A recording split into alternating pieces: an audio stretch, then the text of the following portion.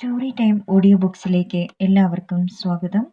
മല്ലിക യൂനിസ് എഴുതിയ നോവൽ ഇടനാഴിയുടെ അവസാനം, അധ്യായം 1. ബസ്സിൽ ഇപ്പോൾ നിറച്ചും ആൾക്കാരുണ്ട്. ശബ്ദായമാനമാണ് അന്തരീക്ഷം. മുറിഞ്ഞുപോയ സൗഹൃദം പുതുക്കുന്ന തിരക്കിലാണ് മിക്കവരും. എല്ലാ മുഖങ്ങളിലും ആഹ്ലാദമുണ്ട്. തൻ്റെ സ്കൂളിൽ നിന്നുള്ളവർ കയറുമ്പോൾ സീറ്റുകൾ മിക്കവാറും ഒഴിഞ്ഞു കിടക്കുകയായിരുന്നു. ഒരു ഞരക്കത്തോടെ ബസ് വീണ്ടും നിന്നു. യാത്ര പുറപ്പെട്ടു കഴിഞ്ഞ് ഇതെത്രാമത്തെ സ്കൂളാണെന്ന് ഓർക്കാൻ ശ്രമിച്ചു നോക്കി. ആരൊക്കെയോ ഭാഗ്യം തൂക്കി കയറി വന്നു. ഇനി എവിടെയും നിർത്തേണ്ടി വരില്ല. നമ്മുടെ കോറം തികഞ്ഞു. യാത്രയുടെ മേൽനോട്ടം വഹിച്ചിരുന്ന ശശിസാറിന്റെ സ്വരം ആ ബഹളത്തിനിടയിലും കേട്ടു. ഡോർ വലിച്ചടയ്ക്കുന്ന ശബ്ദത്തോടൊപ്പം ബസ് ഒന്നുലഞ്ഞ് മുന്നോട്ട് നീങ്ങി. ലേഡീസ് കുറവാണ്. തൊട്ടടുത്തിരുന്ന വിമല ടീച്ചർ മൗനം ഭഞ്ജിച്ചു. ശരിയാണ്, ബസ്സിനുള്ളിൽ വിരലിൽ എണ്ണാവുന്ന സ്ത്രീകളെ ഉണ്ടായിരുന്നുള്ളൂ. ദൂരക്കൂടുതൽ കാരണം തൻ്റെ സ്കൂളിൽ തന്നെ സ്ത്രീകൾ മാത്രം 20ഓളം പേർ സംഘടനയിൽ അംഗങ്ങളാണ്. എന്നിട്ട് യാത്രയ്ക്കൊരുങ്ങിയത് വിമല ടീച്ചറും താനും. പുരുഷന്മാർ 7-8 പേരുണ്ടെന്ന് തോന്നുന്നു. അല്ല, ഇതാരും മായയോ? അതിശയമായിരിക്കുന്നല്ലോ. ചിരപരിചിതമായ ആ സ്വരം കേട്ട് തലതിരിച്ചു.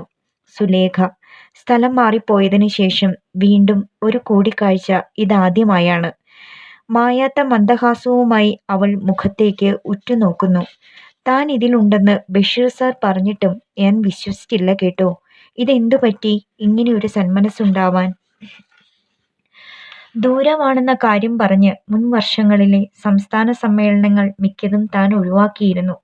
യൂണിയന്റെ സജീവ പ്രവർത്തകയാണ് സുലേഖ.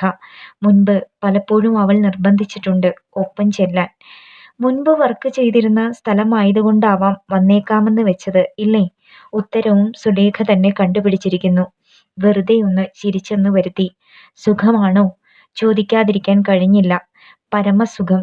അന്നത്തെ പോലെ ബസ്സിലെ ഇടിയും തള്ളുമൊന്നും ഏൽക്കേണ്ട. 10 മിനിറ്റ് നടക്കണം സ്കൂളിലെത്താൻ. സുലേഖയുടെ വാക്കുകളിൽ പ്രസരിപ്പ്. അവൾ മാറ്റം വാങ്ങിപ്പോയപ്പോൾ തനിക്കൊരു ആത്മസുഹൃത്തിനെയാണ് നഷ്ടമായത്. ദുഃഖങ്ങളും സംഘർഷങ്ങളും ഇറക്കി വെക്കാനുള്ള ഒരു താങ്ങ്. കുറച്ചുകാലം കത്തുകളിലൂടെയായിരുന്നു പങ്കിടൽ.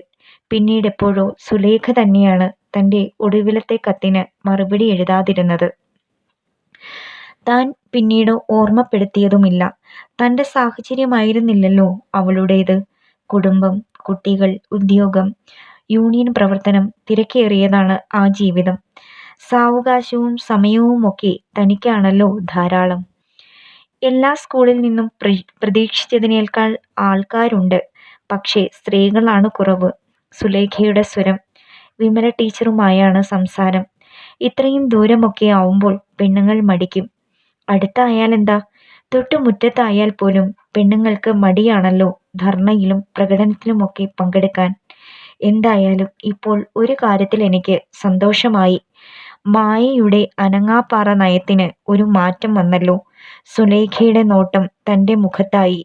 സുലേഖയ്ക്ക് തെറ്റി. യൂണിയനോടുള്ള അനുഭാവം കൊണ്ടൊന്നുമല്ല ഈ വരവ്. പഴയ സ്ഥലമൊക്കെ വീണ്ടും കണ്ട് ഓർമ്മ പുതുക്കാനാവും. വിമല ടീച്ചറും കളിയാക്കാൻ കിട്ടിയ സന്ദർഭം ഒട്ടും പാഴാക്കിയില്ല. ഞാൻ ഊഹിച്ചു. എന്തായാലും വന്നല്ലോ, അത് മതി. വീണ്ടും സുലേഖയും വിമല ടീച്ചറും തമ്മിലായി സംഭാഷണം. വെറുതെ കേട്ടിരിക്കുമ്പോൾ നിമിഷങ്ങൾക്ക് മുമ്പ് കാതിൽ വീണ വാക്കുകളായിരുന്നു മനസ്സിൽ. ഇരുവരും പറഞ്ഞതൊക്കെ അക്ഷരം പ്രതി ശരിയാണ്. സംസ്ഥാന സമ്മേളനങ്ങൾ ഇതിനു മുമ്പും വടക്കൻ ജില്ലകളിൽ ഉണ്ടായിട്ടുണ്ട്. അന്നൊക്കെ തനിക്ക് പിന്മാറി നിൽക്കാൻ മതിയായ കാരണങ്ങൾ ഉണ്ടായിരുന്നു. വാർദ്ധക്യത്തിലെത്തിയ രോഗിയായ അച്ഛൻ, വിവാഹപ്രായം കഴിഞ്ഞു നിൽക്കുന്ന അനുജത്തിമാർ, പ്രാരാബ്ദങ്ങൾ, ചുമതലകൾ. ഇപ്പോഴും ആ കാരണങ്ങളിൽ ചിലത് അവശേഷിക്കുന്നു. പക്ഷേ അച്ഛൻ. ആകസ്മികമായിരുന്നില്ല ആ വേർപാട്. ഒരു നീണ്ട കാലയളവ് രോഗശയ്യയിൽ കിടന്ന് നരകയാതന അനുഭവിച്ച്. എന്നിട്ടും ഇപ്പോഴും അന്ത്യനിമിഷങ്ങളെക്കുറിച്ച് ഓർക്കുമ്പോൾ ഹൃദയം വിങ്ങുന്നു. അച്ഛൻ എങ്ങനെയുണ്ടിപ്പോൾ? സുലേഖയുടെ ഓർക്കാപ്പുറത്തുള്ള ചോദ്യം തൻ്റെ മനസ്സ് എത്തി നിന്ന ഭാഗത്ത് തന്നെ അവൾ സ്പർശിച്ചിരിക്കുന്നു. ഉള്ള് വിറയ്ക്കുന്നതറിഞ്ഞു. മറുപടി പറയാൻ നാവനക്കി തുടങ്ങിയതാണ്. സുലേഖ അറിഞ്ഞില്ല അല്ലേ? മായയുടെ അച്ഛൻ മരിച്ചിട്ട് 1 കൊല്ലം കഴിഞ്ഞു. വിമല ടീച്ചറിന്റെ സ്വരം. നിമിഷ നേരത്തേക്ക് അടർന്നു വീണ മൗനം. സോറി മായ, സത്യമായിട്ട് ഞാൻ അറിഞ്ഞില്ല. സുലേഖ മുന്നോട്ട് കുനിഞ്ഞ് തോളിൽ കൈവച്ചു. ആരും പറഞ്ഞു കേട്ടുമില്ല. അറിഞ്ഞിരുന്നെങ്കിൽ ഞാൻ വരുമായിരുന്നു. അതൊരു വെറും വാക്കല്ലെന്നറിയാം. ഞാനാണ് സോറി പറയേണ്ടത്. തനിക്ക് എഴുതണമെന്ന് പലവട്ടം ഓർത്തതാണ്, പിന്നീട് മറന്നു. മറുപടി ലഭിക്കാൻ നിമിഷങ്ങൾ വേണ്ടി വന്നു. പലപ്പോഴും വിചാരിച്ചിട്ടുണ്ട് തന്നെ വന്ന് കാണണമെന്ന്. സത്യത്തിൽ കത്തെഴുതാൻ പോലുമുള്ള സമയം കിട്ടാറില്ല. ഞാൻ പറയാതെ തന്നെ മായയ്ക്കറിയാമല്ലോ എൻ്റെ കാര്യം. സമ്മതഭാവത്തിൽ തലയനക്കി. സുലേഖ ട്രാൻസ്ഫർ വാങ്ങിപ്പോയിട്ട് എത്ര വർഷമായി എന്ന് ഓർമ്മയിൽ ചികയുകയായിരുന്നു. ശ്യാമിന്റെ പഠിത്തമൊക്കെ കഴിഞ്ഞോ? അടുത്ത അന്വേഷണം. ഇല്ല, അത് ഫൈനൽ ഇയർ ആണ്. മായയുടെ ബദ്ധപ്പാടുകൾ തീരാൻ ഇനിയും സമയമെടുക്കുമല്ലേ? ഉവെന്നും ഇല്ലെന്നും പറഞ്ഞില്ല. അടുത്ത ചോദ്യം ഇനി ആരെക്കുറിച്ചാവുമെന്ന് ഓർക്കുകയായിരുന്നു. സുമയുടെ പഠിപ്പ് എവിടം വരെയായി? CA കഴിഞ്ഞ് കുറച്ചുനാൾ ടൈപ്പും ഷോർട്ട് ഹാൻഡും പഠിച്ചു. ഇപ്പോൾ ആപ്ലിക്കേഷൻ അയക്കലും ടെസ്റ്റ് എഴുതലുമാണ് പണി. എഴുതട്ടെ, ഏതെങ്കിലും ഒന്ന് കിട്ടാതിരിക്കില്ല. സുമയ്ക്കൊരു ജോലി തൻ്റെയും സ്വപ്നമാണ്. എവിടെയെങ്കിലും ഒന്ന് കയറിപ്പറ്റിയാൽ മതിയായിരുന്നു. കുറച്ച് ദൂരത്തായാൽ ഏറ്റവും നന്ന്. അവളുടെ അത്യാവശ്യ ചെലവുകൾ നടന്നുകൂടാനുള്ള ശമ്പളമായാലും വേണ്ടില്ല. തൽക്കാലം വീട്ടിലെ അന്തരീക്ഷത്തിൽ നിന്നും ഒന്ന് മാറ്റി നിർത്താൻ മറ്റൊരു മാർഗവുമില്ല. ആരുടെ കൂടെയെങ്കിലും പറഞ്ഞയച്ച് ചുമതല തീർക്കാമെന്ന് വെച്ചാൽ തന്നെ ശ്യാമിന്റെ പഠിപ്പ് തീരാതെ അതേക്കുറിച്ച് ആലോചിക്കാനേ വയ്യ. വർഷങ്ങൾ കടന്നു പോകുന്തോറും ബാധ്യതകൾ കുറയുകയല്ല, ഏറുകയാണ്. ഞാൻ അങ്ങോട്ട് ചെല്ലട്ടെ? എൻ്റെ ഒപ്പം കയറിയവരൊക്കെ മുൻപിലാണ്. സുലേഖ താൽക്കാലികമായി വിട പറഞ്ഞു. പിന്നിലേക്ക് തല ചായ്ച്ച് ഇരിപ്പ് സുഖമാക്കുമ്പോൾ വിമല ടീച്ചർ പറയുന്നത് കേട്ടു. അവിടെ എത്തുമ്പോഴേക്കും ഇരുട്ടും. തൻ്റെ കണക്കുകൂട്ടലും മറ്റൊന്നായിരുന്നില്ലെന്ന് മായ ഓർത്തു. ടൗണിലുള്ള സ്കൂളിൽ തന്നെയാണ് രാത്രി തങ്ങാനുള്ള ഏർപ്പാടുണ്ടാക്കിയിരിക്കുന്നത്. സമ്മേളനം സംബന്ധിച്ചുള്ള ആദ്യ പരിപാടികൾ ഇന്നലെ മുതൽ തുടങ്ങിയിട്ടുണ്ടാവും. നാളെയാണ് കൂടുതൽ ആൾക്കാരെ ആവശ്യം. പ്രകടനവും പൊതുസമ്മേളനവും ഒക്കെ 3-ാം ദിവസമാണല്ലോ. നോട്ടം വീണ്ടും പുറത്തേക്കായി. ടൗൺ വിട്ട് ബസ് ഇപ്പോൾ ഏതോ ഗ്രാമപാതയിലാണ്. കൊയ്തൊഴിഞ്ഞ വയലേലകളിൽ കാലികൾ മേയുന്നു. തീപാറുന്ന വെയിലാണ് പുറത്ത്. എത്ര നാൾ കൂടിയാണ് ഇങ്ങനെയൊരു യാത്ര? കഴിഞ്ഞുപോയ ആ 8 സംവത്സരങ്ങൾ. ഓരോ സ്കൂൾ അവധിക്കും ഒരു നിയോഗം പോലെ നാട്ടിലേക്ക് വന്നുപോയി. അവധി തീരുന്നതിൻ്റെ തലേന്ന് അച്ഛനോട് യാത്ര ചോദിച്ച് കുഞ്ഞമ്മാവൻ്റെ പിന്നാലെ ബസ് സ്റ്റാൻഡിലേക്കുള്ള പ്രയാണം. ഒന്നും മറക്കാൻ കഴിയുന്നില്ല. ആദ്യമൊക്കെ ഹൃദയം പറിച്ചെറിയുന്നതിന് തുല്യമായിരുന്നു ആ ഓരോ വേർപാടും. പിന്നീട് മടക്കയാത്രയ്ക്ക് വേണ്ടി പ്രതീക്ഷയോടെ കാത്തിരുന്നതും താൻ തന്നെയായിരുന്നില്ലേ? അതേക്കുറിച്ച് ഓർക്കുമ്പോഴൊക്കെ നെഞ്ചിൽ ആരോ ഭാരം കയറ്റി വെക്കും പോലെ. അപൂർവ വികാരങ്ങളുടെ തിരച്ചുഴിയിൽ മുങ്ങിപ്പൊങ്ങുകയാണ് ബോധതലം. ആഴ്ചകൾക്ക് മുമ്പ് യൂണിയന്റെ സംസ്ഥാന സമ്മേളനം എവിടെ വെച്ചാണെന്ന് അറിഞ്ഞതു മുതൽ ഹൃദയമിടിപ്പിന്റെ താളം തെറ്റി തുടങ്ങിയതാണ്.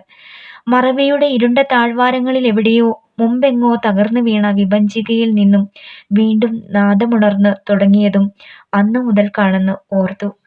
ഓരോ നീണ്ട കാലയളവ് പിന്നിട്ടിട്ടും കഴിഞ്ഞു പോയതോരോന്നും മനോമുകുരത്തിൽ തെളിയും തോറും വിഷാദത്തിന്റെ വലക്കണ്ണികളിൽ ഹൃദയം കുരുങ്ങിപ്പിടയുകയാണ്. മനസ്സിനെ അടക്കി വെക്കാൻ ശ്രമിക്കുകയായിരുന്നു പിന്നിട്ടുപോയ ഈ ദിവസങ്ങളിൽ. കഴിഞ്ഞില്ല. ഉറക്കം പിണക്കം നടിച്ചു കിടന്ന രാവുകളിലും ക്ലാസ് മുറികളിൽ കുട്ടികളുടെ മധ്യത്തിലായിരുന്നപ്പോഴും സ്റ്റാഫ് റൂമിലെ ബഹളമയമായ അന്തരീക്ഷത്തിലും ആ കാലങ്ങൾ ഓർമ്മയുടെ ആഴങ്ങളിൽ നിന്നും പുനർജനിക്കുകയായിരുന്നു. ആ നിമിഷങ്ങളിലൊക്കെ നെഞ്ചിൽ നിറഞ്ഞു നിന്ന ചൂട് സ്വയം അറിയാതെ കണ്ണുകളിൽ നനവ് പടർത്തി. കഴിഞ്ഞ വാരാന്ത്യത്തിൽ ഹോസ്റ്റലിൽ നിന്ന് ശ്യാം വന്നപ്പോഴും തനിക്ക് വ്യക്തമായ ഒരു തീരുമാനമെടുക്കാൻ കഴിഞ്ഞിരുന്നില്ല. ഒരു പക്ഷേ തൻ്റെ കത്തിപ്പോൾ അവന് കിട്ടിയിട്ടുണ്ടാവും. ഈ യാത്രയെക്കുറിച്ച് വായിച്ചറിയുമ്പോൾ പ്രത്യേകിച്ചൊന്നും തോന്നാതിരിക്കാൻ താൻ കാരണവും എഴുതിയിരുന്നു. വർഷങ്ങൾക്ക് മുമ്പ് ജോലി ചെയ്തിരുന്ന സ്കൂളിൽ നിന്നും സർവീസ് സംബന്ധിച്ച് അത്യാവശ്യം വേണ്ടുന്ന ചില പേപ്പറുകൾ എഴുതി വാങ്ങാനുണ്ടെന്ന നുണ. വിനയനോടും ദേവിയോടും മറ്റൊന്നല്ല പറഞ്ഞതും. ഒരു കള്ളക്കഥ കെട്ടിച്ചമച്ച് പറഞ്ഞതിൻ്റെ ഭാരം മനസ്സിനെ ഇപ്പോഴും ഞെരിഞ്ഞമർത്തുന്നു. ഇത്രയും ആൾക്കാരുടെ കൂട്ടത്തിലാകുമ്പോൾ താമസ സൗകര്യമൊക്കെ ശരിയാവുമോ ചേച്ചി? വിനയൻ ചോദിക്കാതിരുന്നില്ല. അതൊക്കെ ശരിയായിട്ടുണ്ടാവും. ഇല്ലെങ്കിൽ ഞാൻ പണ്ട് താമസിച്ചിരുന്ന ലോഡ്ജ് ടൗണിൽ തന്നെയാണ്. പഴയ ആൾക്കാരാരെങ്കിലും അവിടെ കാണാതിരിക്കില്ല. ഒരു രാത്രിയൊക്കെ അവിടെ കൂടാം. വിനയൻ പിന്നീടൊന്നും പറയുകയുണ്ടായില്ല. ദേവിയിൽ നിന്നും അങ്ങനെ ഒരു അന്വേഷണം പോലും ഉണ്ടായില്ലെന്ന് ഓർത്തു. അവളുടെ ലോകത്തിൽ ഇപ്പോൾ വിനയനും കുഞ്ഞുങ്ങളും മാത്രമേ ഉള്ളൂ. താനും സുമയും തികച്ചും അന്യരായിരിക്കുന്നു. എല്ലാം സഹിക്കാം. സുമയോടുള്ള അവളുടെ സമീപനമാണ് മനസ്സിനൊട്ടും ദഹിക്കാത്തത്. ഇരുവർക്കുമിടയിൽ കിടന്ന് വീർപ്പുമുട്ടുന്നത് താനൊരാൾ. ആരെയാണ് ശാസിക്കേണ്ടതെന്ന് അറിയാൻ വയ്യാത്ത അവസ്ഥ. സുമയുടെ കയ്യിലുമുണ്ട് തെറ്റ്. താൻ കൂടെ കൂടെ വഴക്കു പറയുന്നതുകൊണ്ട് അവൾക്ക് വാശിയേറിയിട്ടുണ്ട്.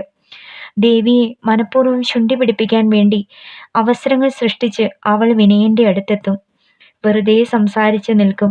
ദേവിയുടെ കണ്ണിൽപ്പെട്ടാൽ അന്നത്തെ വഴക്കിന് അത് മതി. തൊട്ടതിനും പിടിച്ചതിനുമൊക്കെ ദേഷ്യമാണ് പിന്നീട്. ഒരു കാരണവുമില്ലാതെ കുഞ്ഞുങ്ങൾക്ക് വരെ തല്ലുകിട്ടും. വിനയനും കൊടുക്കില്ല സ്വസ്ഥത. വെറുതെ ഓരോ കുറ്റം ആരോപിച്ച് അവന്റെ അടുക്കലും വഴക്കിന് ചെല്ലും. ആ പ്രകൃതം അറിയാവുന്നതുകൊണ്ട് ഈയിടെയായി വിനയൻ ഒരുപാട് അഡ്ജസ്റ്റ് ചെയ്യാൻ ശ്രമിക്കുന്നുണ്ട്. എങ്ങോട്ടെങ്കിലും മാറി താമസിച്ചാലോ എന്ന് വിചാരിക്കുകയെ ചേച്ചി. എപ്പോഴോ ഒരിട കിട്ടിയപ്പോൾ വിനയൻ പറഞ്ഞു. തന്റെ മനസ്സും ആ വഴിക്ക് ചിന്തിക്കാതിരുന്നില്ല. പക്ഷേ അതെത്രമാത്രം പ്രായോഗികമാണെന്ന് പറയാൻ വയ്യ. ഒരു പ്രൈവറ്റ് ബസ് ഡ്രൈവർക്ക് കിട്ടുന്ന വരുമാനം എത്രത്തോളം ഉണ്ടാവുമെന്ന് തനിക്ക് നിശ്ചയമുണ്ട്. മാസത്തിൽ 15 ദിവസമാണ് ആകെയുള്ള ജോലി. കുഞ്ഞുങ്ങൾക്കെങ്ങാനും ഒരു അസുഖം വന്നാൽ വിനയന്റെയും ദേവിയുടെയും ബജറ്റ് ആകെ തകരാറിലാവും. പലതവണ മടക്കിത്തരാമെന്ന ഉറപ്പിന്മേൽ അവൾ തന്റെ പക്കൽ നിന്ന് രൂപ വാങ്ങിയിട്ടുണ്ട്. ഒന്നും ഇതുവരെ തിരിച്ചു കിട്ടിയിട്ടില്ല. വീട്ടു ചെലവിനെന്ന് പറഞ്ഞ് ഏൽപ്പിക്കുന്ന തുക തന്നെ ഒന്നിനും തികയാറില്ലെന്ന് അവർക്കും ബോധ്യമുണ്ട്. എല്ലാം നോക്കിക്കാണുന്നത് കൊണ്ട് സുമയ്ക്ക് കലി കയറും. 1-2 തവണ അവൾ പറഞ്ഞു തീർക്കുന്നു. എന്തിനാ ചേച്ചി ഈ നക്കാപ്പിച്ച വാങ്ങുന്നത്? ഇതിലും ഭേദം വാങ്ങാതിരിക്കുന്നതാണ്. സാരമില്ല. വിനയന് എത്രയാ കിട്ടുന്നതെന്ന് നമുക്കറിയാവുന്നതല്ലേ? അറിയാം. എന്നാലും ദേവി ചേച്ചി പുറത്തൊക്കെ പറയുന്നത് എന്താണെന്നറിയോ? വിനയേട്ടൻ കൊണ്ടുവരുന്നതൊക്കെ ചേച്ചിയെ ഏൽപ്പിക്കുകയാണെന്നാ. വീമ്പു പറയുന്നത് കേട്ടാൽ നമുക്കും കൂടി അവരാ ചെലവിന് തരുന്നതെന്ന് തോന്നും. അവൾ അങ്ങനെ പറഞ്ഞോട്ടെ സുമേ, നീ അത് പ്രശ്നമാക്കണ്ട. ചേച്ചിയായിട്ടാ ഇതൊക്കെ വകവെച്ചു കൊടുക്കുന്നത്. 2 പേർക്കും കൂടി സിനിമ കാണാൻ പോകാൻ തന്നെ മാസത്തിൽ 100-150 രൂപ വേണം. 4 നേരം ആഹാരം കഴിക്കുന്നത് എങ്ങനെയാണെന്നറിയേണ്ട. സിനിമയുടെ കാര്യം പറയുമ്പോഴാണ് സുമയ്ക്ക് ദേഷ്യം വർദ്ധിക്കുന്നത്. ആദ്യമൊക്കെ ദേവി അവളെ ഒപ്പം കൂട്ടുമായിരുന്നു. കുറേ നാളുകളായി ആ പതിവ് നിർത്തിയിട്ട്. കൂട്ടുകാരന്റെ വീട്ടിലോ മറ്റോ പോകുന്നെന്നും പറഞ്ഞ് കുട്ടികളെയും ഒരുക്കി പോകുന്നത് കാണാം. വിപിൻ പറഞ്ഞാണ് സിനിമയ്ക്ക് പോയ കാര്യം താനോ സുമയോ അറിയുന്നത്. സുമയ്ക്ക് സങ്കടവും അമർഷവും ഒക്കെയാവും പിന്നീട്. വീട്ടിൽ വെറുതെ ചടഞ്ഞുകൂടിയിരിക്കുന്ന അവളെ കൂടി കൊണ്ടുപോകാൻ ദേവിയോട് പറയാനും തനിക്ക് വയ്യ. അവരുടെ സ്വകാര്യതകളിൽ എന്തിനാണ് വെറുതെ കൈകടത്തുന്നതെന്ന് കരുതി. താൻ എപ്പോഴെങ്കിലും മുഖം കറുത്ത് പറഞ്ഞാൽ അത് വിനയന്റെ മനസ്സിനെ മുറിപ്പെടുത്തും. പ്രത്യേകിച്ചും ഉറ്റവരും ഉടയവരും ഒരു പുകഞ്ഞ കൊള്ളി പോലെ പുറന്തള്ളിയ സ്ഥിതിക്ക് ആകെ ഒരു താങ്ങും തണലും താനും ശ്വാമമൊക്കെയാണ്. സ്വന്തമായൊരു വാഹനമാണ് ഇപ്പോഴവന്റെ സ്വപ്നം. കുറച്ച് തുക അടച്ച് ബാക്കി തവണ വ്യവസ്ഥയിൽ ഒരു കാർ എടുത്ത് ടാക്സിയായി ഓടിക്കുക. ആ സ്വപ്നത്തെക്കുറിച്ച് തരം കിട്ടുമ്പോഴൊക്കെ അവൾ തന്നോടും ശ്യാമിനോടും പറയാറുണ്ട്. ആദ്യ വിഹിതത്തിനുള്ള തുകയ്ക്കു വേണ്ടി ഒരു ചിട്ടിയൊക്കെ തുടങ്ങി വെച്ചതാണ്. എല്ലാ മാസവും കൃത്യമായി തുക അടയ്ക്കാനൊന്നും വിനയന് കഴിഞ്ഞിട്ടില്ല. മുടങ്ങിക്കിടക്കുന്ന രൂപ ഒന്നിച്ചടയ്ക്കാനുള്ള രജിസ്ട്രേഡ് നോട്ടീസ് വിനയന് വന്നത് കഴിഞ്ഞ ശനിയാഴ്ച താൻ വീട്ടിലുള്ളപ്പോഴാണ്. പോസ്റ്റ്മാനിൽ നിന്ന് അവനത് കൈപ്പറ്റുന്നത് കണ്ടില്ലെന്ന് നടിക്കാനേ കഴിഞ്ഞുള്ളൂ. ശ്യാമിന്റെ പഠിത്ത ചെലവുകൾക്കായി പ്രൊവിഡന്റ് ഫണ്ടിൽ നിന്ന് ലോൺ എടുത്തിട്ട് അധിക നാളായിട്ടില്ല. മാസശമ്പളം കൊണ്ട് രണ്ടറ്റവും കൂട്ടിമുട്ടിക്കുന്ന പാട് തനിക്ക് മാത്രമേ അറിയൂ. 1000-ൽ കുറയാത്ത ഒരു തുക എല്ലാ മാസവും ശ്യാമിന്റെ മെസ് ഫീ അടയ്ക്കാൻ മാറ്റിവെക്കണം. പിന്നെ വീട്ടിലെ സർവ്വ ചെലവുകളും. ഉപ്പ് തൊട്ട് കർപ്പൂരം വരെ വാങ്ങാൻ തുക കണ്ടെത്തേണ്ട ചുമതലയും തനിക്ക് തന്നെയാണ്. മാസം പകുതി പിന്നിടുമ്പോഴേക്കും താൻ വീണ്ടും കടക്കാരിയാകുന്നു. ആരോടാണ് തന്റെ ഇല്ലായ്മകളെയും പരാധീനതകളെയും കുറിച്ച് പറയേണ്ടത്? സഹതപിക്കുന്ന മുഖങ്ങളാണ് ചുറ്റിനും. ആ കുട്ടിയുടെ ഒരു യോഗം കണ്ടില്ലേ? പലരും താൻ കേൾക്കെ തന്നെ പറഞ്ഞു തുടങ്ങിയിരിക്കുന്നു. ആ വാക്കുകളിൽ അടങ്ങിയിരിക്കുന്ന അനുതാപത്തിന്റെ ഈണമാണ് മനസ്സിനെ അലോസരപ്പെടുത്തുന്നതെന്ന് മായ ഓർത്തു. അധ്യായം 2. എല്ലാറ്റിൻ്റെയും തുടക്കം ഓർക്കാപ്പുറത്തുണ്ടായ അമ്മയുടെ വേർപാടിൽ നിന്നുമാണ്. താൻ 10ാം തരത്തിൽ പരീക്ഷ എഴുതിക്കഴിഞ്ഞു നിൽക്കുന്ന മധ്യവേനലവധിക്കായിരുന്നു ആ ദുരന്തം. ഒരർദ്ധരാത്രി പേറ്റുനോവ് ആരംഭിച്ച് ഹോസ്പിറ്റലിൽ കൊണ്ടുപോയതാണ് അമ്മയെ. കുഞ്ഞമ്മാവനെ വിളിച്ചു വരുത്തി വീടിന് കാവലേൽപ്പിച്ച് അച്ഛനും അച്ഛമ്മയും വലിയമ്മായും കൂടി വേദന കൊണ്ട് പുളയുന്ന അമ്മയെ കാറിലേക്ക് എടുത്തിരുത്തിക്കൊണ്ടുപോയ ആ രംഗം ഇന്നും മനസ്സിൽ നിന്നും മാഞ്ഞു പോയിട്ടില്ല. ദേവിയും സുമയും വീട്ടിലുണ്ടായ പുതിയ സംഭവവികാസങ്ങളൊന്നും അറിയാതെ സുഷുപ്തിയിലായിരുന്നു. ഒച്ചയുണ്ടാക്കി അവരെ കൂടി ഉണർത്തണ്ട, സുമയെങ്ങാനും ഉണർന്നാൽ പിന്നെ കൂടെ വരാൻ നിൽക്കും. വേദന കടിച്ചിറക്കുന്നതിനിടയിൽ പോലും അമ്മയ്ക്ക് അതായിരുന്നു വേവലാതി. അവൾക്കന്ന് 3 വയസ്സാണ് പ്രായം. അമ്മയെ ഇടം വലം തിരിയാൻ സമ്മതിക്കില്ല. എങ്ങോട്ടെങ്കിലും ഒന്നിറങ്ങിത്തിരിക്കാമെന്ന് വെച്ചാൽ തൊട്ടു മുന്നിൽ അവളുണ്ടാവും. ശ്വാമിനെ ഗർഭം ധരിച്ചതിൽ പിന്നീട് ഹോസ്പിറ്റലിൽ പോകേണ്ടി വരുമ്പോഴൊക്കെ സുമയെ ഒളിച്ചു വേണം അമ്മയ്ക്ക് പടിയിറങ്ങേണ്ടത്. വയ്യെങ്കിലും അച്ഛമ്മ അവളെയും ഒക്കത്തിരുത്തി കിണറ്റുകരയിലോ പിന്നാമ്പുറത്തോ പോയി നിൽക്കും. വീട്ടിലുണ്ടെങ്കിൽ തനിക്കാവും ആ ചുമതല. തനിക്ക് 4 വയസ്സിനിളയതാണ് ദേവി. അവൾക്കും സുമയ്ക്കുമിടയിൽ ഒരു കുഞ്ഞുകൂടി പിറന്നിരുന്നു. ബാലാരിഷ്ടതകൾ കടക്കാൻ എന്തുകൊണ്ടോ ആ കുരുന്നിനായില്ല. ഒരാൺകുഞ്ഞിനു വേണ്ടി നോയമ്പുകൾ കുറേ നോറ്റിരുന്നു അമ്മ. സുമയെ പ്രസവിക്കുന്നത് വരെ ഗർഭത്തിലുള്ളത് ആണാവുമെന്ന് തീർത്തും വിശ്വസിക്കുകയും ചെയ്തു. എന്നിട്ടെന്താ ഉണ്ടായത്? ആറ്റുനോറ്റിരുന്ന് ഒരാൺതരിയെ കിട്ടിയപ്പോൾ കൈകളിൽ എടുത്ത് ഒന്നുമ്മ വയ്ക്കാൻ പോലും അമ്മയ്ക്കായില്ല. നിലയ്ക്കാത്ത രക്തപ്രവാഹമായിരുന്നു മരണകാരണം. ഹോസ്പിറ്റലിലുള്ളവരുടെ അനാവസ്ഥ കൊണ്ടാണ് അങ്ങനെ സംഭവിച്ചതെന്ന് പറയാൻ വയ്യ. അമ്മ പതിവായി കണ്ടിരുന്ന ലേഡി ഡോക്ടർ അവർക്കാവുന്ന വിധം പരിശ്രമിച്ചു. ബ്ലീഡിംഗ് നിൽക്കാതെ വന്നപ്പോൾ ഗർഭപാത്രം എടുത്ത് കളയാനായിരുന്നു അടുത്ത ശ്രമം. പക്ഷേ ആ ഓപ്പറേഷൻ വിജയിച്ചില്ല. പിറ്റേന്ന് രാവിലെ ആംബുലൻസ് വീട്ടുമുറ്റത്ത് വന്ന് നിന്നപ്പോഴും അമ്മയുടെ മൃതശരീരം ഉമ്മറത്ത് ഇറക്കിക്കിടത്തിയപ്പോഴും ഏതോ പേക്കിനാവിലാണ് താനെന്ന് ആദ്യം തോന്നി. അച്ഛനെ ആരൊക്കെയോ താങ്ങിപ്പിടിച്ചു കൊണ്ടുവരുന്നതും അച്ഛമ്മ തന്നെയും ദേവിയെയും മാറോട് ചേർത്ത് വാവിട്ട് കരയുന്നതും അറിഞ്ഞപ്പോഴേക്കും സകല നിയന്ത്രണങ്ങളും കൈവിട്ടു പോയിരുന്നു. ദേവി അമ്പരന്ന് നിൽക്കുകയായിരുന്നു. അപ്പോഴും പകച്ച കണ്ണുകളോടെ അവൾ അമ്മയെയും ചുറ്റിനും നിന്നവരെയും മാറി മാറി നോക്കുന്നത് കരച്ചിലിനിടയിലൂടെ താൻ കണ്ടു. തിരിച്ചറിവൊക്കെ ആയിത്തുടങ്ങിയിരുന്നു അവൾക്കന്ന്. പ്രായത്തിൽ കവിഞ്ഞ പക്വത കൈവന്നതുപോലെയാണ് ചിലപ്പോഴുള്ള പെരുമാറ്റം. അന്ന് അമ്മയെ ചിതയിലെടുക്കുന്ന നേരത്ത് അവൾക്ക് പിടിച്ചു നിൽക്കാനായില്ല. കൂട്ടക്കരച്ചിലിനിടയിൽ സ്വയം അറിയാതെ തന്നെ ദേവിയും പെട്ടുപോയി. എല്ലാം ഇന്നലെ കഴിഞ്ഞതുപോലെ ഓർമ്മയുടെ തിരശീലയിൽ തെളിഞ്ഞു വന്നു.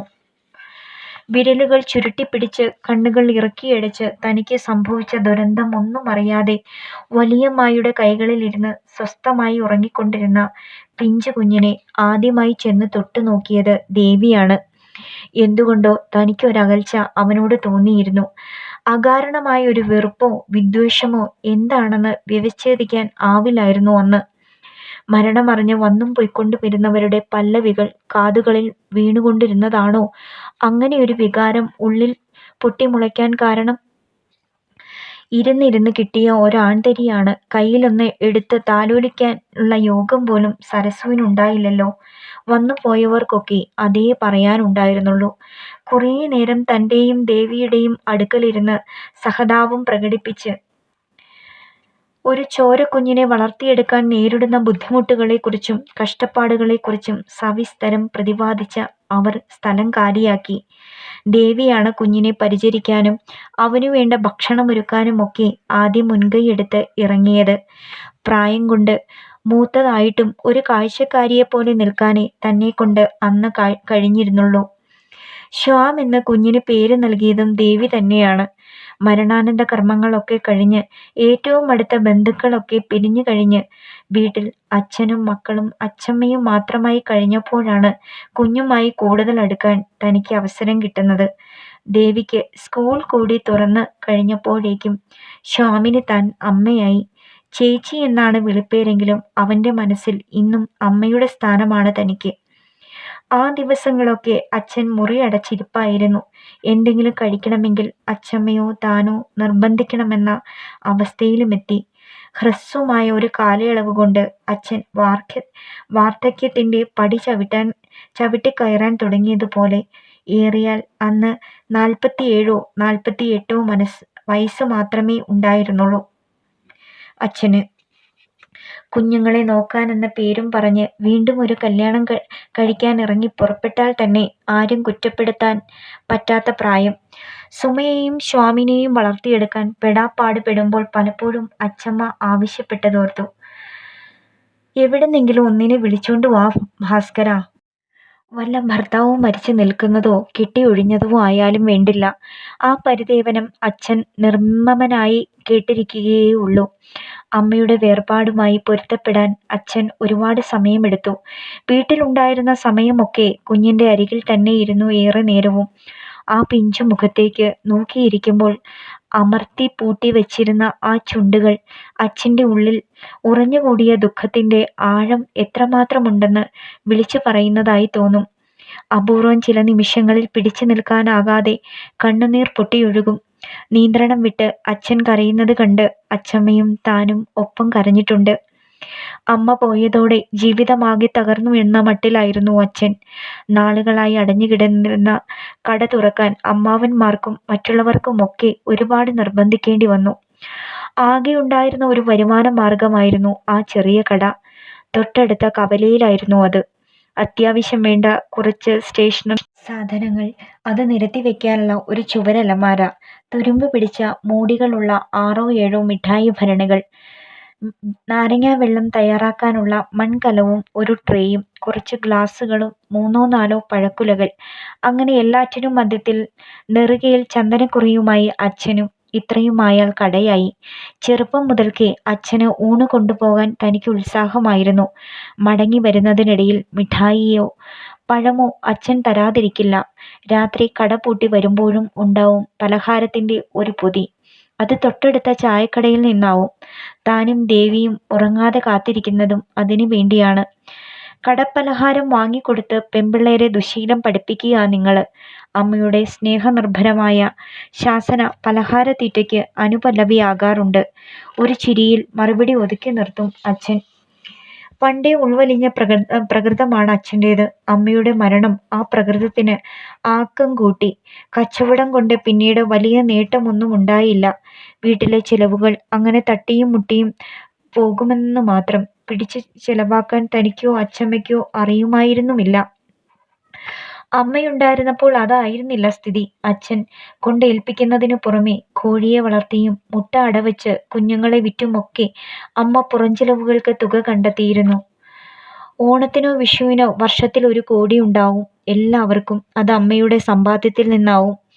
3 പെമ്പിള്ളേരാ, എന്തെങ്കിലുമൊക്കെ കരുതണേ ഭാസ്കരാ. അച്ഛമ്മ ഇടയ്ക്കിടെ ഓർമ്മപ്പെടുത്തുന്നത് കാതിൽ വീഴാറുണ്ട്. താൻ 10ാം തരത്തിൽ എത്തിയപ്പോഴേക്കും അച്ഛമ്മയുടെ വേവലാതി അമ്മയിലേക്കും പകർന്നു. ചെലവൊക്കെ ചുരുക്കി അച്ഛൻ ദിവസക്കുറിക്കൊക്കെ ചേർന്ന് തുടങ്ങിയതും അക്കാലങ്ങളിലാണ്. മായയ്ക്ക് ഒരു മാലയൊരുക്കണം. എത്ര നാളെന്ന് വെച്ചാ പളങ്കുമാലയും കഴുത്തിലിട്ടോണ്ട് നടക്കുന്നത്? എപ്പോഴും പറയാറുണ്ടമ്മ. സഫലീകരിച്ച് കാണാൻ കഴിയാത്ത അമ്മയുടെ ആഗ്രഹങ്ങളിലൊന്നായി മാറി അത്. പിന്നീടും ഒരു പതിറ്റാണ്ട് കഴിയേണ്ടി വന്നു തൻ്റെ കഴുത്തിൽ ഒരു പൊന്നിൻ നൂലിന്റെ തിളക്കമുണ്ടാകാൻ. വീട്ടുചെലവുകൾ ഓരോന്നായി വർദ്ധിക്കുകയായിരുന്നു. അമ്മയുടെ സാമർഥ്യമൊന്നും അച്ഛമ്മയ്ക്കുണ്ടായിരുന്നില്ല. കൂടാതെ സ്വാമിനെ വളർത്തിയെടുക്കാനുള്ള പ്രയത്നവും. മുലപ്പാൽ കിട്ടാത്തതുകൊണ്ട് ഒരുപാട് ബാലാരിഷ്ടതകൾ ഉണ്ടായിക്കൊണ്ടിരുന്നു അവന്. ഒരസുഖം മാറിയാൽ മറ്റൊന്ന്. മരുന്നും മന്ത്രവുമായി കഴിഞ്ഞുകൂടിയ എത്രയോ ദിവസങ്ങൾ. SSLCക്ക് മെച്ചപ്പെട്ട രീതിയിൽ മാർക്ക് വാങ്ങിയിട്ടും ആഹ്ലാദം കൊണ്ട് തുള്ളിച്ചാടാനൊന്നും മനസ്സൊരുങ്ങിയില്ല. പരീക്ഷ എഴുതിക്കൊണ്ടിരുന്ന ദിവസങ്ങളിൽ ആകാംക്ഷ നിറഞ്ഞു നിന്ന ചോദ്യങ്ങളും ഉണ്ടാവുമായിരുന്നു അച്ഛനിൽ നിന്നും. അത്യാവശ്യം എഴുതാനും വായിക്കാനും കഷ്ടിച്ച് കണക്ക് കൂട്ടാനുമുള്ള കഴിവേ അച്ഛനുണ്ടായിരുന്നുള്ളൂ. തന്നെ കോളേജിലയച്ച് പഠിപ്പിക്കണമെന്ന മോഹം കുഞ്ഞമ്മാവനോട് സൂചിപ്പിക്കുന്നത് തൻ്റെ കാതിലും വീണിരുന്നു. സ്വപ്നങ്ങൾക്ക് വർണ്ണച്ചിറകുകൾ വെച്ച ദിവസങ്ങളിലായിരുന്നു അമ്മയുടെ വേർപാട്. ഒരശനിപാതം പോലെ. സർട്ടിഫിക്കറ്റും വാങ്ങി മടങ്ങി വരുമ്പോൾ അച്ഛൻ കടയിലുണ്ടായിരുന്നു. കിട്ടിയ മാർക്ക് എത്രയെന്ന് പറഞ്ഞ രംഗം ഇന്നും മനസ്സിൽ നിന്ന് മാഞ്ഞിട്ടില്ല. തികഞ്ഞ നിസ്സംഗതയായിരുന്നു ആ മുഖത്ത്. നല്ല മാർക്കുണ്ടല്ലോ ഭാസ്കരാ. ഇനി എന്താ ഉദ്ദേശം? വെറ്റില മുറുക്കിക്കൊണ്ട് നിന്ന ആരോ അച്ഛനോട് ചോദിക്കുന്നത് കേട്ടു. പെട്ടെന്നൊരു മറുപടി ഉണ്ടായില്ല. ഒട്ടുനേരത്തെ മൗനത്തിന് ശേഷം തന്നോടായിരുന്നു നിർദ്ദേശം. മോള് വീട്ടിലേക്ക് പൊയ്ക്കോ. അച്ഛമ്മ തനിച്ചല്ലേ ഉള്ളൂ. ആ ശബ്ദത്തിന് വിറയലുണ്ടായിരുന്നുവെന്ന് തോന്നി. അനിശ്ചിതത്വത്തിലുള്ള ആശങ്കയും പേറിക്കൊണ്ടാണ് വീട്ടിലേക്ക് നടന്നത്. ആശിക്കാനായി ഒരു പഴുതും മുന്നിൽ ഇല്ലെന്ന് മനസ്സ് പറയുന്നുണ്ട്. വയസ്സ് ചെന്ന അച്ചമ്മയ്ക്ക് സുമയെയും ശ്വാമിനെയും തന്നെയും നോക്കാനാവില്ലെന്നറിയാം. വല്ലപ്പോഴും വന്നു പോയിക്കൊണ്ടിരിക്കുന്ന വലിയമ്മായിക്കോ ചിറ്റയ്ക്കോ നിർദ്ദേശങ്ങൾ തരാനല്ലാതെ സഹായിക്കാനാവുമായിരുന്നില്ല. എല്ലാവരും മുന്നിൽ കണ്ട ഒരേയൊരു തണൽ താനായിരുന്നു. മൂത്തത് പെൺകുട്ടിയായത് എന്തായാലും നന്നായി. അല്ലെങ്കിൽ ഭാസ്കരേട്ടൻ ഒന്നുകൂടി കെട്ടുകയല്ലേ നിവൃത്തിയുണ്ടായിരുന്നുള്ളൂ. സമാശ്വസിപ്പിക്കലിന്റെ ധ്വനി മുഴങ്ങിയ വാക്കുകൾ കത്തിവെച്ചത് തന്റെ മോഹങ്ങളുടെ കടക്കലാണ്. അടുത്ത വർഷമെങ്ങാനും ചേരാം മോളെ കോളേജിൽ. ഈ കുഞ്ഞിനെ വളർത്തിയെടുക്കാൻ അമ്മയെക്കൊണ്ടാവുമെന്ന് നിനക്ക് തോന്നുന്നുണ്ടോ? അന്ന് രാത്രി അച്ഛൻ ചോദിച്ചു. നിരാശയായിരുന്നില്ല ഉള്ളിൽ. ആ ശബ്ദത്തിനുണ്ടായ ഇടർച്ചയാണ് മനസ്സിനെ പിടിച്ചുലച്ചത്. എനിക്ക് പഠിക്കണ്ട അച്ഛാ. എത്ര അനായാസമായി മറുപടി പറയാൻ കഴിഞ്ഞു തനിക്ക്. യാഥാർത്ഥ്യങ്ങളുമായി പൊരുത്തപ്പെട്ടു പോകാൻ താൻ സന്നദ്ധയായി. പെൺകുട്ടികൾക്ക് പഠിപ്പ് ഇത്രയൊക്കെ മതി എന്ന മട്ടുകാരിയായിരുന്നു അച്ഛമ്മ. കുടുംബം നടത്തിക്കൊണ്ടു പോകാനുള്ള സാമർഥ്യമാണ് യോഗ്യതയായി അവർ കണക്കാക്കിയിരുന്നത്. ദിവസങ്ങൾ ഓരോ യുഗങ്ങളായി കൊഴിഞ്ഞു വീണുകൊണ്ടിരുന്നു. 2 സംവത്സരങ്ങൾക്കുള്ളിൽ ആ യോഗ്യത താൻ നേടിയെടുക്കുകയും ചെയ്തു. ആ ഇടയ്ക്ക് ഒരു ദിവസം കയ്യിൽ ചുരുട്ടിപ്പിടിച്ച പത്രവുമായി കുഞ്ഞമ്മാവൻ പടി കടന്നു വന്നു. TTCക്ക് അപേക്ഷ ക്ഷണിച്ചിട്ടുണ്ട്. നിനക്ക് ചിലപ്പോൾ കിട്ടിയേക്കും മായേ. നല്ല മാർക്കുള്ളതല്ലേ? അതുവരെ അങ്ങനെയൊരു ചിന്തയെ മനസ്സിൽ പൊട്ടിമുളച്ചിരുന്നില്ല. പെട്ടെന്നൊരു മറുപടി പറയാനാവാതെ നിൽക്കുമ്പോൾ കുഞ്ഞമ്മാവൻ തുടർന്നു. എന്തായാലും നീയൊന്ന് അപേക്ഷിക്ക്. 2 വർഷത്തെ കോഴ്സാണ്. പാസ്സായാൽ ജോലി ഉറപ്പാ. ജോലി ഉറപ്പാണെന്ന് കേട്ടപ്പോൾ അച്ചമ്മയ്ക്കും താല്പര്യമായി. ഇവിടെ അടുത്തെങ്ങാനുമാണോ മോനെ പഠിപ്പിക്കുന്നത്? ടൗണിലെ സ്കൂളുണ്ട്. അവിടെ തന്നെ കിട്ടിയാൽ ഭാഗ്യം. കോളേജിൽ അയക്കണത്ര ചെലവ് വരുമോ? അച്ചമ്മയുടെ സംശയം. ചെലവൊക്കെ നടന്നു പോകും. ഞാൻ ഭാസ്കരനോട് സംസാരിച്ചിട്ടാ വരുന്നത്. ഇവൾക്കൊരു ഭാവി ഉണ്ടാവണ കാര്യമല്ലേ. ഇത്രയൊക്കെ മാർക്ക് വാങ്ങിയിട്ട് പഠിപ്പ് നിന്നു പോവണ്ട. പണ്ടും കുഞ്ഞമ്മാവന് ആ കാര്യത്തിൽ കുണ്ഠിതമുണ്ടായിരുന്നു. സുഖവിവരങ്ങൾ അന്വേഷിക്കാൻ വരുമ്പോഴൊക്കെ അതേക്കുറിച്ച് പറയാറുണ്ട്. 10ാം തരം കഷ്ടിച്ച് പാസ്സായതാണ് ആൾ. ഏതോ ഇലക്ട്രീഷ്യന്റെ കൂടെ നിന്ന് വയറിങ് പഠിക്കുകയാണ്. സ്വന്തം ചെലവിനുള്ളത് എങ്ങനെയൊക്കെയോ ഒപ്പിച്ചു കഴിയുന്നു. കൃഷിയും കാര്യങ്ങളുമായി അരിഷ്ടിച്ചു കഴിഞ്ഞുകൂടുന്ന ജ്യേഷ്ഠനെ സഹായിക്കാൻ കഴിയാത്തതിൽ വിഷമമുണ്ടെന്ന് കൂടെ പറയാറുണ്ട്. 2 സഹോദരന്മാരും ഒരു അനിയത്തിയുമാണ് അമ്മയ്ക്ക്. തനിക്ക് ഓർമ്മ വച്ചതിനു ശേഷമാണ് സാവിത്രി ചിറ്റയുടെ വിവാഹം നടന്നത്. അച്ഛനേക്കാൾ കുറച്ചുകൂടി സാമ്പത്തിക ചുറ്റുപാടൊക്കെ ചിറ്റപ്പനുണ്ട്. ലേശം ദൂരത്താണെന്ന് മാത്രം. എന്നാലും 2 ആഴ്ച കൂടുമ്പോഴേക്കും ചിറ്റ തങ്ങളെ തേടി എത്താറുണ്ട്. കുഞ്ഞമ്മാവന്റെ അതേ മനോഭാവമായിരുന്നു ചിറ്റയ്ക്കും. വെറുതെ ഇങ്ങനെ നിൽക്കാതെ ടൈപ്പും ഷോർട്ട് ഹാൻഡുമെങ്കിലും പഠിക്കുമായേ. കൊച്ചുങ്ങൾ ഉറങ്ങുന്ന നേരം മതിയല്ലോ അതിന്. വന്നു പോകുമ്പോഴൊക്കെ ചിറ്റ ഓർമ്മിപ്പിക്കും. എന്തിനെങ്കിലും പോയി തുടങ്ങണമെന്ന് തനിക്കും തോന്നിയിരുന്നു. കൂട്ടുകാരികളിൽ ആർക്കും തന്നെപ്പോലെ ഇടയ്ക്ക് വെച്ച് പഠിപ്പ് നിർത്തേണ്ടി വന്നിരുന്നില്ല. അതൊക്കെ ഓർത്ത് മനസ്സ് വിഷാദിച്ചിരിക്കുമ്പോഴായിരുന്നു ഒരു കുളിർതെന്നലായി TTCയുടെ അഡ്മിഷൻ കാർഡ് വരുന്നത്. ഭാഗ്യത്തിന് പോയി വരാവുന്ന ദൂരത്തിൽ തന്നെയായിരുന്നു ട്രെയിനിങ് സ്കൂളും. ജീവിതത്തിന് ഒരു ലക്ഷ്യമുണ്ട് എന്ന് തോന്നിത്തുടങ്ങിയ ദിനരാത്രങ്ങൾ. ഇരുട്ടിൽ തപ്പുന്ന വ്യാമോഹങ്ങൾക്ക് ഒരു പുതിയ വാതിൽ തുറന്നു കിട്ടിയ പ്രതീതി. അധ്യായം 3. ഇല്ലായ്മകളുടെയും ദാരിദ്ര്യത്തിന്റെയും തീപ്പൊള്ളലേറ്റ് മനസ്സ് കരിഞ്ഞുപോയ ആ നാളുകൾ. വീട്ടിലെ ബുദ്ധിമുട്ടുകൾ ഓരോന്നായി വർദ്ധിക്കുകയായിരുന്നു. തന്റെ പഠിത്ത ചെലവുകൾക്ക് ഒരു വഴി കണ്ടെത്താനാകാതെ വിഷമിക്കുകയായിരുന്നു അച്ഛൻ. പറമ്പിലുണ്ടായിരുന്ന 10ഓ 12ഓ തെങ്ങുകൾ പാട്ടത്തിന് കൊടുത്ത വിവരമൊക്കെ പിന്നീടാണ് താൻ അറിയുന്നത് തന്നെ. കടയിൽ നിന്നുമുള്ള വരുമാനം കുറഞ്ഞതാണ് എല്ലാത്തിനും കാരണം. അമ്മ പോയതോടെ ഐശ്വര്യവും പോയി എന്ന് പറഞ്ഞുകൊണ്ടിരുന്നു അച്ചമ്മ. ശരിയായിരുന്നു അത്. മറ്റെല്ലാവരും ഉണ്ടായിട്ടും ആരുമില്ലാത്തതിന് തുല്യം. ശൂന്യത നിറഞ്ഞു നിന്നിരുന്നു വീട്ടിൽ. അമ്മ അങ്ങോട്ടോ ഇങ്ങോട്ടോ തൽക്കാലം മാറി നിൽക്കുന്നുവെന്ന തോന്നലാണ് ആദ്യമൊക്കെ മനസ്സിലുണ്ടായിക്കൊണ്ടിരുന്നത്. ഇനി ഒരിക്കലും ആ രൂപം മുന്നിൽ പ്രത്യക്ഷപ്പെടില്ലെന്ന സത്യം ഉള്ളിൽ പതഞ്ഞു കിട്ടാൻ പതിഞ്ഞു കിട്ടാൻ ഒരുപാട് സമയമെടുത്തു. സുമയെ സ്കൂളിലാക്കിയിരുന്നു ഇതിനകം. ദേവി തന്നെ അവൾക്കുള്ള ആഹാരം കൊടുത്ത് ഒരുക്കിക്കൊണ്ടു പോകും. നടന്നു പോകുന്ന ദൂരമേ ഉള്ളൂ അവിടേക്ക്. താൻ ഇറങ്ങുന്നതിനു മുമ്പ് അടുക്കള ജോലിയൊക്കെ ഒതുക്കിയിരിക്കും. ശ്യാമിനെ നോക്കേണ്ടുന്ന പണി മാത്രമേ ഉള്ളൂ അച്ചമ്മയ്ക്ക്. വയ്യെങ്കിലും അവർ ശ്യാമിന്റെ പിന്നാലെ നടക്കും. ഇവനെ സ്കൂളിലൊന്നാക്കി കിട്ടുന്നത് വരെയെങ്കിലും ഞാൻ ജീവിച്ചിരുന്നാൽ മതിയായിരുന്നു. ഒട്ടും ആവതില്ലാതെ വരുമ്പോൾ അച്ചമ്മയുടെ ആത്മഗതമുണ്ടാവും. എങ്ങനെയാണ് തനിക്ക് അക്കാലങ്ങളെ അതിജീവിക്കാൻ കഴിയാത്തതെന്ന് ഓർക്കുമ്പോൾ ഇന്നും അത്ഭുതം തോന്നുന്നു. മാറിയും തിരിഞ്ഞും ഉടുക്കാൻ ആകെ ഉണ്ടായിരുന്നത് 4 സാരികളാണ്. ആഴ്ചതോറും നനച്ചും പിഴിഞ്ഞും അവയുടെ നിറം വല്ലാതെ കെട്ടിരുന്നു. തൻ്റേതുപോലെ മോശമായ ചുറ്റുപാടൊന്നും ആയിരുന്നില്ല ക്ലാസ്സിലുണ്ടായിരുന്ന മറ്റു പെൺകുട്ടികൾക്ക്. കഴുത്തിൽ പളുങ്കുമാലയും കയ്യിൽ കുപ്പിവളയും കാതിൽ പേരിന് സ്വർണമെന്ന് പറയാൻ 2 നക്ഷത്രക്കമ്മലുമായി എത്തിയ തന്നോട് ആദ്യം സൗഹൃദം കൂടാൻ മനസ്സ് വെച്ചത് ഇന്ദുവാണ്. തകർന്നടിഞ്ഞ ഒരു വലിയ തറവാടിന്റെ സന്തതി. അവൾ തന്നെയാണ് പിന്നീട് തനിക്കൊരു വഴികാട്ടിയായി തീർന്നത്. ഇതൊന്ന് കഴിഞ്ഞു കിട്ടിയാൽ ജോലി ഉറപ്പാണെന്ന് വിചാരിക്കുന്നുണ്ടോ മായ? കോഴ്സ് അവസാനിക്കാറായ ഒരു ദിവസം ഇന്ദു ചോദിച്ചു. PSC എങ്ങാനും വിളിച്ചാൽ രക്ഷപ്പെടുമായിരുന്നു. അതേ മറുപടി പറയാനുണ്ടായിരുന്നുള്ളൂ. അഡ്മിഷന് കാത്തിരിക്കുമ്പോഴുണ്ടായിരുന്ന പ്രതീക്ഷകളുടെയും മോഹങ്ങളുടെയും ചിറകൊടിഞ്ഞു പോയിരുന്നു അപ്പോഴേക്കും. ഒരു ജോലി തരപ്പെടുത്തിയെടുക്കുക അത്രയൊന്നും എളുപ്പമുള്ള കാര്യമല്ലെന്ന് അതിനകം മനസ്സിലാക്കാൻ കഴിഞ്ഞു. എവിടെ വിളിക്കാൻ? നമുക്ക് മുൻപ് അപേക്ഷ ക്ഷണിച്ചതിന് ഇതുവരെ ടെസ്റ്റ് പോലും നടത്തിയിട്ടില്ല. ഇനി അതൊക്കെ നടത്തി ഇന്റർവ്യൂവും കഴിച്ച് നിയമനം നടത്തി വരുമ്പോഴേക്കും നമ്മുടെയൊക്കെ ആയുസ് പകുതി കഴിയും. ഇന്ദുവിന്റെ സ്വരത്തിൽ നിരാശ തുളുമ്പി നിന്നു. ഇരുവർക്കുമിടയിൽ മൗനം ഒരു തടാകം പോലെ കെട്ടിക്കിടക്കുന്നു. കുറഞ്ഞത് ഒരു 10 വർഷമെങ്കിലും ഈ കണക്കിന് നമ്മൾ കാത്തിരിക്കേണ്ടി വരും. ഇല്ലെങ്കിൽ കുടുംബം വിറ്റ് ജോലി വാങ്ങണം. ഇന്ദു പറഞ്ഞു. മുൻപും ചർച്ച ചെയ്ത കാര്യങ്ങളാണിവ. ക്ലാസ്സിലുള്ള മിക്കവർക്കും ലക്ഷ്യങ്ങളുണ്ട്.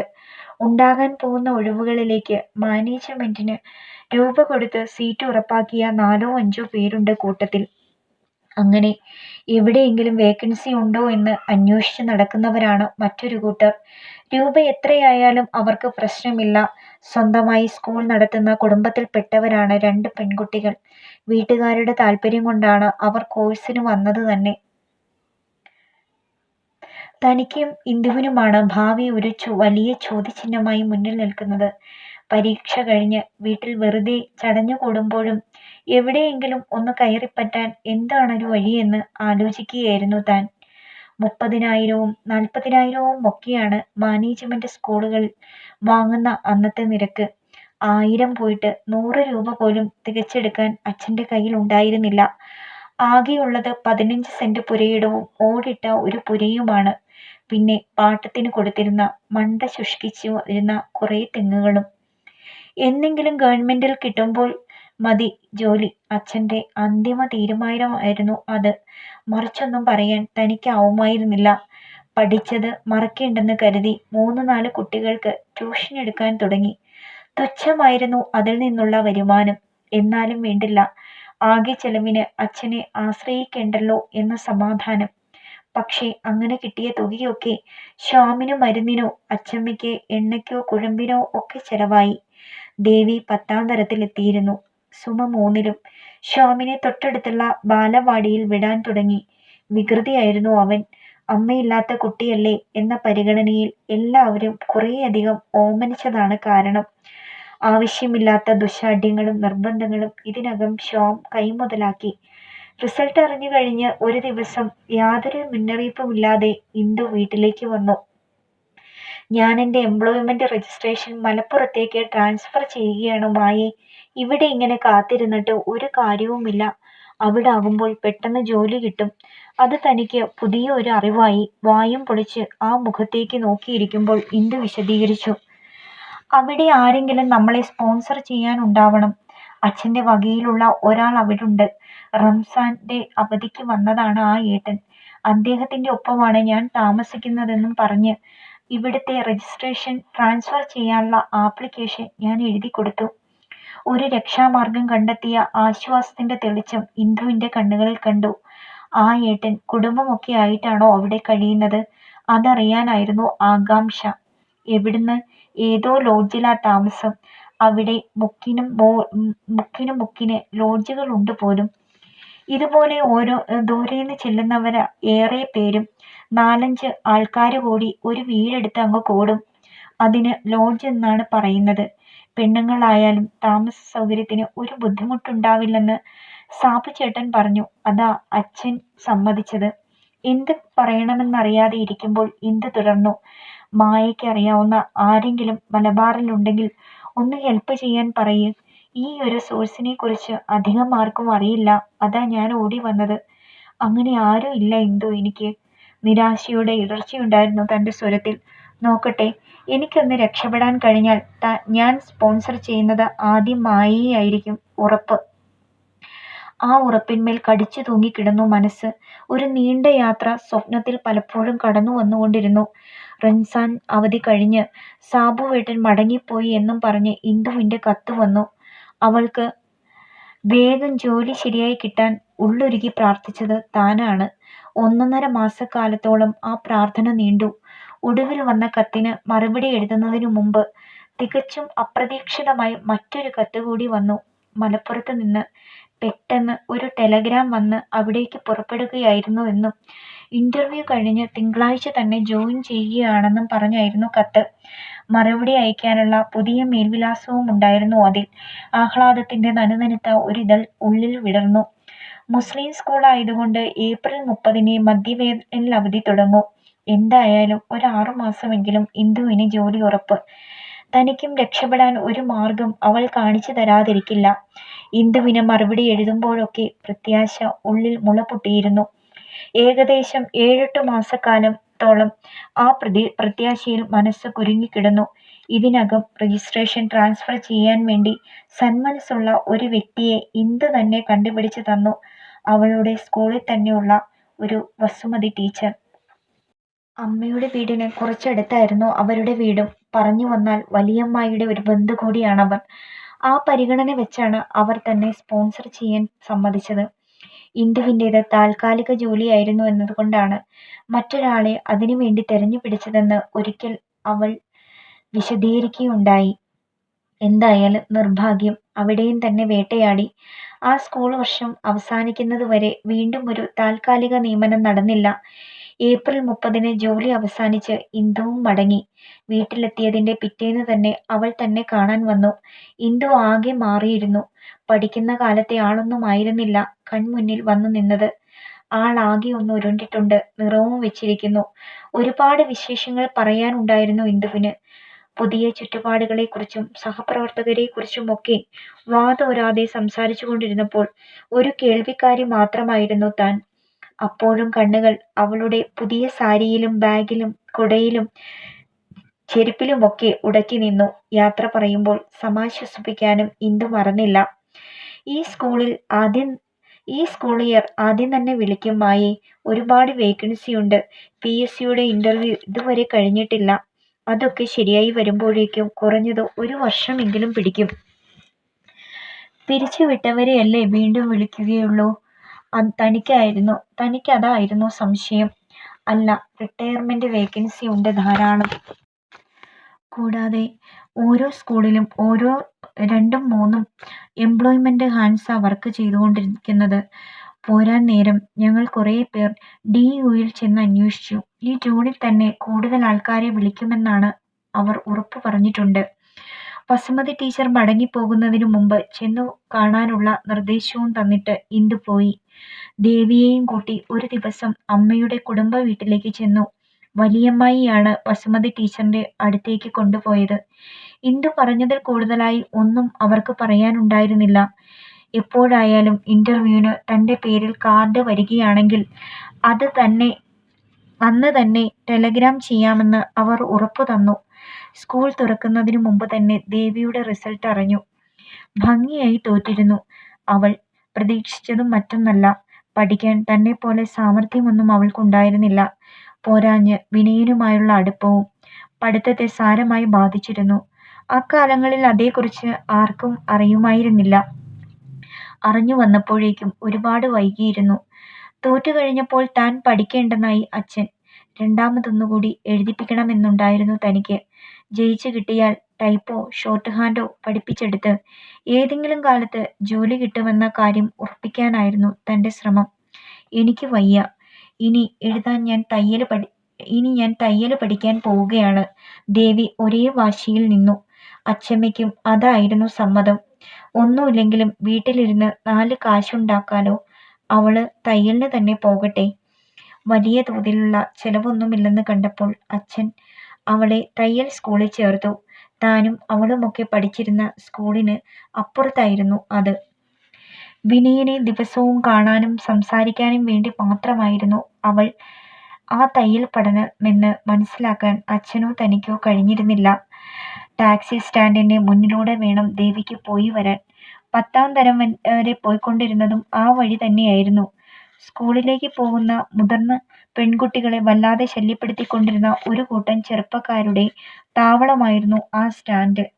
ശല്യം തനിക്കും ഉണ്ടായിട്ടുണ്ട്. ഒന്ന് കാണാനും കേൾക്കാനും നിൽക്കാതെ നടക്കുകയായിരുന്നു താൻ.